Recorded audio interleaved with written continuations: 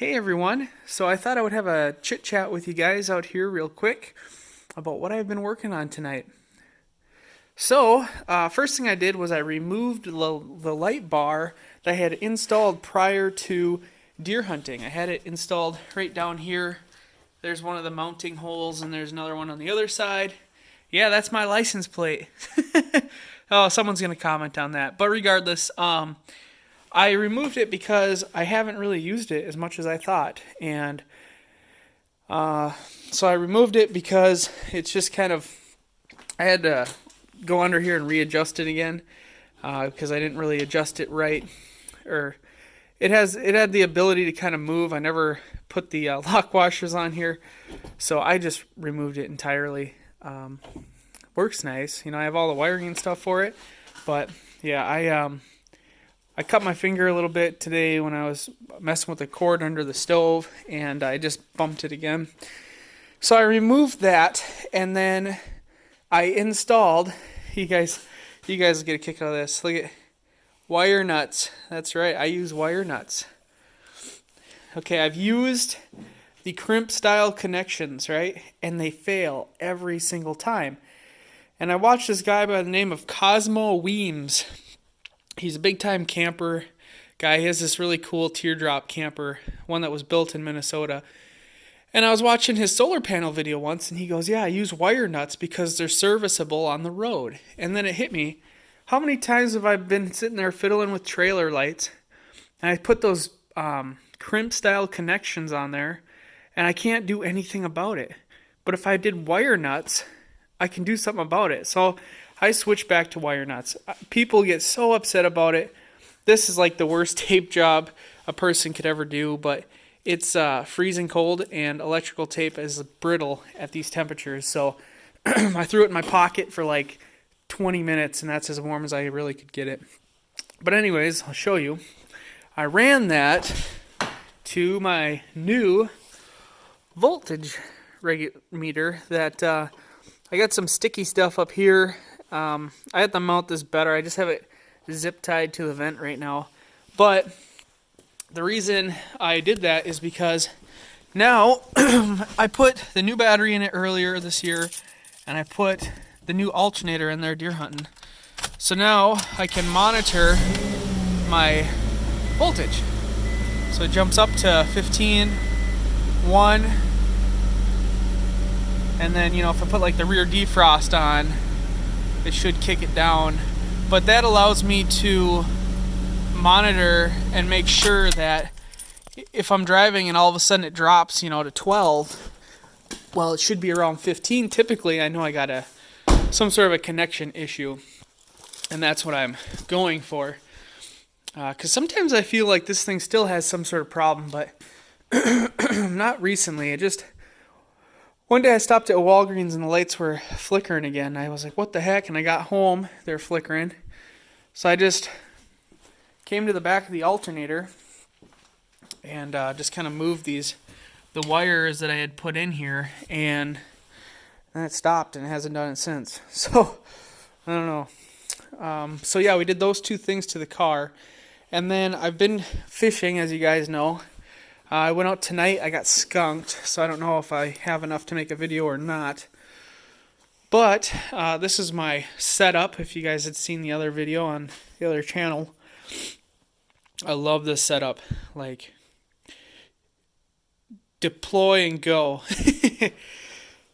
But anyways, the ground, I noticed I was hitting some bumps, and the trailer lights were flickering. And I'm like, that's not supposed to happen because it's grounded to the frame and on the lights and up here, and and then that grounds out through the 4-prong, so it grounds all the way through, and it shouldn't be grounding to. What was happening was this was moving, and when it was moving it was flickering, so I knew my ground was off. So then at the boat landing, I took my tape and I wrapped it up as tight as I could because it was loose. It was in this hole, so it was loose. So I drilled another hole. I was going to do it on top, but when I take my sled off, I slide it.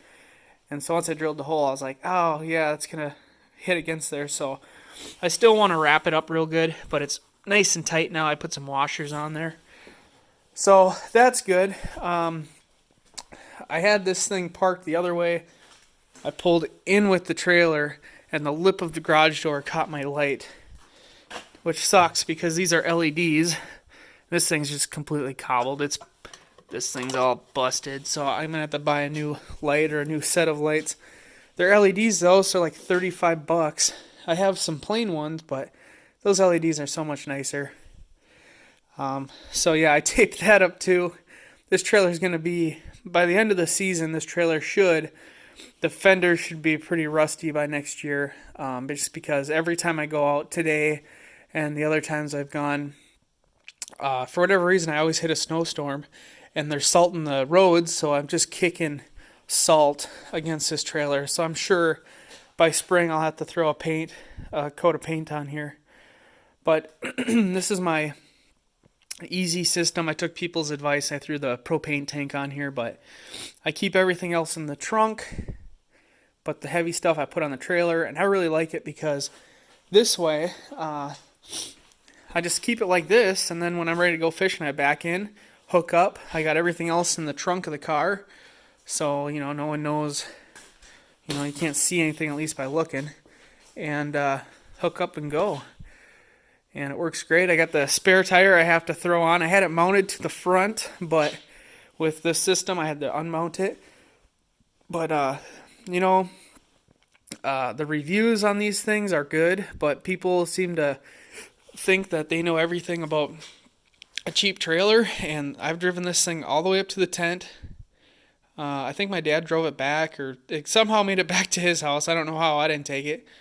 And now I've gone on multiple fishing endeavors, and the hubs I repacked. You need a needle greaser, but I repacked the hubs, and it's good. Nothing has gone wrong, knock on wood. So I'm really happy with this trailer.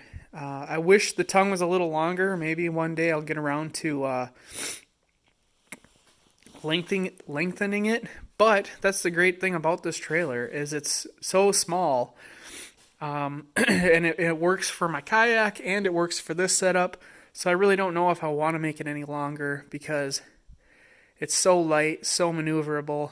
It sucks to back up because of its short wheelbase, but that's probably just the fact that I'm trying to back it up with a manual car, and that's its own issue. It's hard to do everything at once.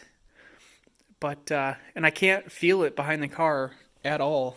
Like when I'm driving, it's just like a regular, it feels normal to me. So I was going to fix up the Cadillac. I don't know what I'm going to do quite yet. But I'm currently driving this car because the Cadillac needs tabs, and I haven't went and got them yet. It has the engine. It's always kind of been like a rough idling car. I did all the tune-up stuff on it, and what I'm thinking, they say these engines naturally just kind of, they're not very well balanced. But one thing I need to look at is, I'm going to start it up here once I'm done talking to you guys. This motor mount, they say, is prone to going bad. Looks really easy to replace. And this one here, maybe there's some car people out there that would know. I see that it has a little fatigue spot at that right there in the rubber. And then I don't think I'll really get much on the back side here, but the back side as well, kind of in this region, is all cracked as well. So there's my nice shiny alternator. That was $200 and something. I couldn't believe it. But here I am stuck in the middle of Duluth, 2.5 hours from home. What am I supposed to do? So I paid it. Probably could have got one online for $100. But yeah, this car just keeps on impressing me. Like, I get in the Cadillac and I'm like, yeah, this is nice. This is luxury. But there's just something about the Cadillac that just I don't like. This thing is better. I don't know. I think it just feels better.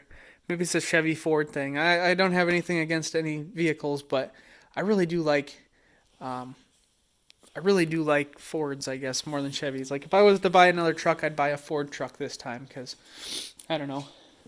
That Chevy was nice, but it got rotten real quick. Okay, enough of me rambling on. That's what I've been doing this evening. So, yeah, it's just keeping up with everything. I've been able to keep the garage nice and less wet right now. I opened up the eaves. I got vents in the eaves up top. I opened those up, and just to get the air to blow in here. It seems to be working a little bit nicer, but just some maintenance stuff. This was like $15 on Amazon, and I had some credit or something, but I'm not really worried. It's going to run all the time like that, but I'm not worried about it because I had the light bar had a light on it on the switch, and I didn't drive this thing for weeks. And then I hopped in and it started just fine. So if I need to, I can put a switch on it, but at this point in time, it can just go. That thing uses, well, I'll find out exactly how much power it uses. It's blinking 12.7 to 12.8 right now. So that's good, though. That gives me a resting voltage of the battery, which I believe 12.8 is good. I'll have to look it up. And I just want to make sure there's a couple things. There's like this ground that disappears underneath here, and I think I read online that this one right here, I think I read that one can get a little corroded underneath or whatever, wherever it goes to. So I have to investigate that too, but this car has just been a cheap, reliable car, and I enjoy driving it. I really do. So, all right, enough of me rambling on. I got everything done. I got to go in and wash my paws, but thanks for watching, guys, and